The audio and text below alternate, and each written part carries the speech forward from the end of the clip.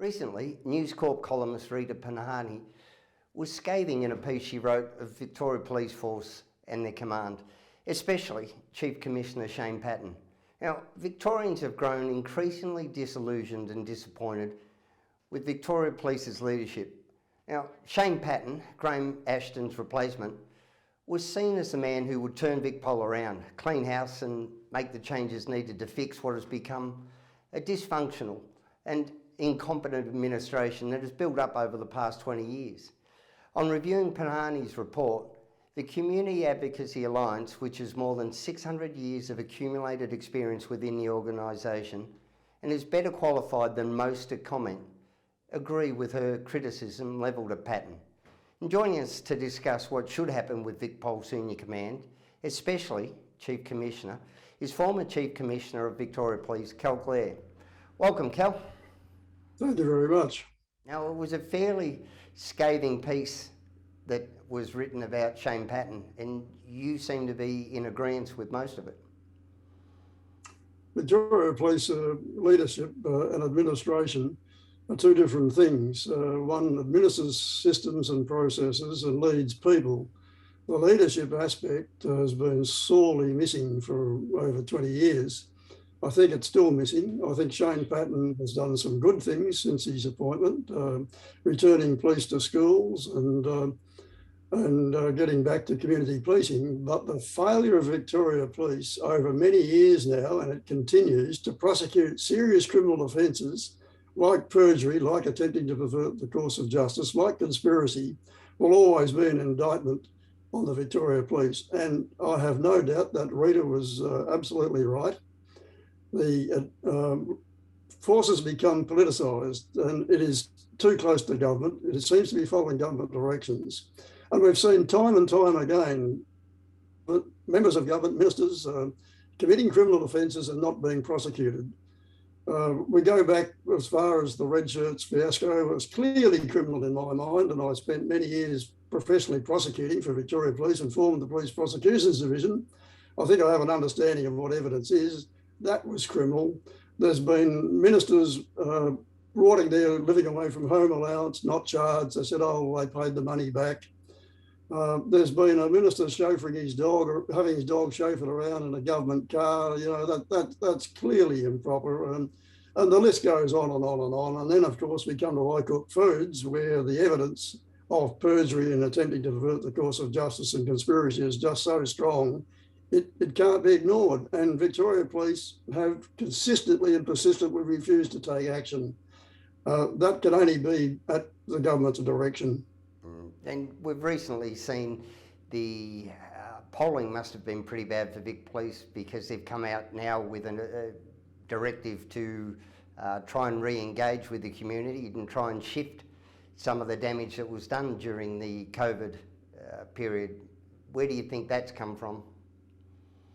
Well, I think that's Patton's been his intention from the start to re-engage with the community, but there's a lot of ground to make up, because some of the draconian measures that police were required to enforce and some of the heavy-handed policing, like the use of beanbags and rubber bullets, I simply deplore. That only escalates violence. And I think that tactically that was a very poor move, but certainly there's a need to re-engage with the community. And long before Patton was Chief Commissioner, as much as 7 years ago, we were saying that something needs to be done to re-engage with youth, because we were seeing an enormous rise in youth crime. And we still see stabbings and young people acting in a way that's totally unacceptable.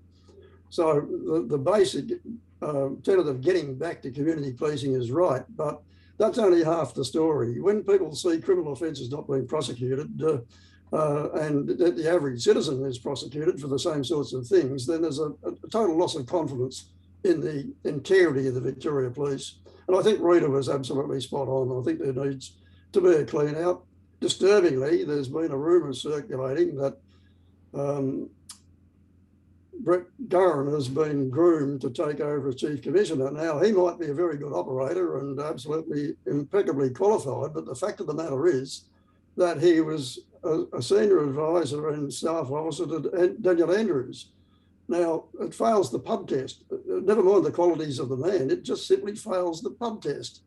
And there has to be that separation of power between police, who are required by their oath of office to act without fear or favour, and any government, whatever the government of the day is. There's got to be that separation.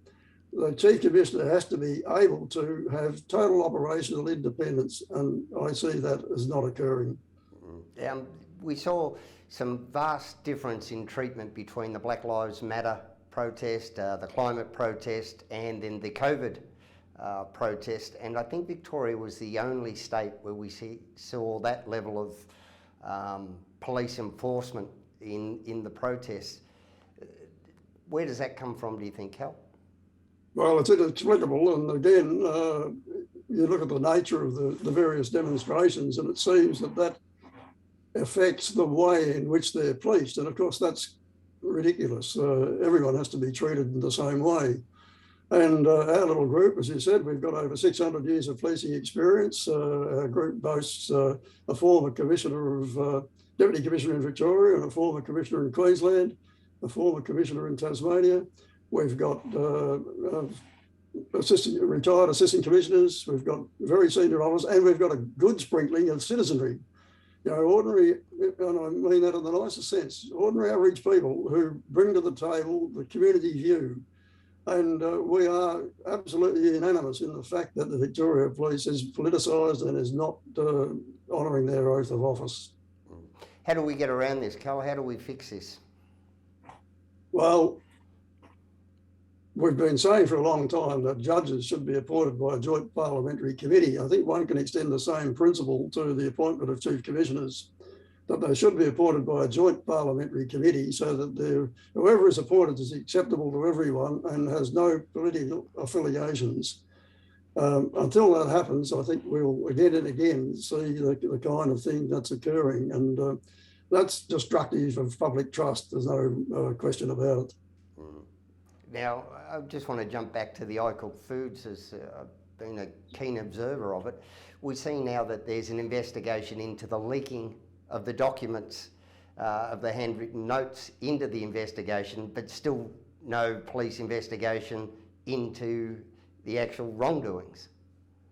That's right. If the same effort was put into prosecuting criminal offences as chasing whoever leaked, and look, it might have been accidental. The fact of the matter is that, you know, this document turned up in Cook's system, and no one really knows at this stage where it eventuated from, but it doesn't really matter. I mean, it ought to have been a public document anyway.